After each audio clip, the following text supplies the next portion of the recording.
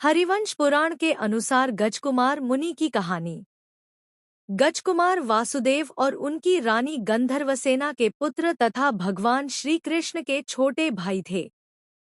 वे अत्यंत बलवान और रूपवान राजकुमार थे। उनका विवाह अनेक राजकन्याओं के साथ तय हुआ था, जिनमें सोमिल सेठ की पुत्री सोमा भी शामिल थी। उसी समय उनके चचेरे भाई नेमिनाथ भगवान को केवल ज्ञान प्राप्त हो चुका था और वे तीर्थंकर के रूप में विचरण कर रहे थे। नेमिनाथ भगवान के उपदेशों को सुनकर गजकुमार के हृदय पर गहरा प्रभाव पड़ा। उन्हें संसार से घृणा हो गई और उन्होंने अपने सभी सांसारिक सुखों को त्यागने का निश्चय किया।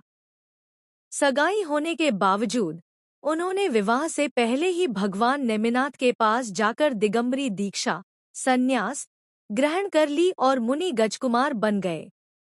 गजकुमार द्वारा दीक्षा लेने से उनकी सगाई हुई सभी राजकन्याओं ने भी वैराग्य धारण कर लिया और आर्य का दीक्षा ले ली। एक रात मुनि गजकुमार श्मशान भूमि में जाकर प्रतिमायोग ध्यान कर रहे थे। उसी समय क्रोध से भरा हुआ सोमिल सेठ वहां आया।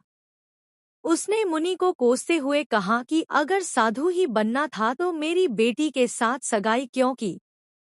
मुनि गजकुमार को यह भयंकर उपसर्ग किया।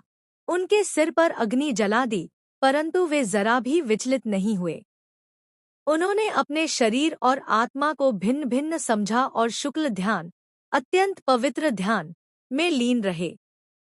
मुनि गजकुमार ने इस कष्ट को सहते हुए धर्म ध्यान से अपने कर्मों को नष्ट कर दिया और मोक्ष पद प्राप्त किया। यह कथा मुनि गजकुमार के अद्भुत वैराग्य, वीरता और क्षमाभाव को दर्शाती है।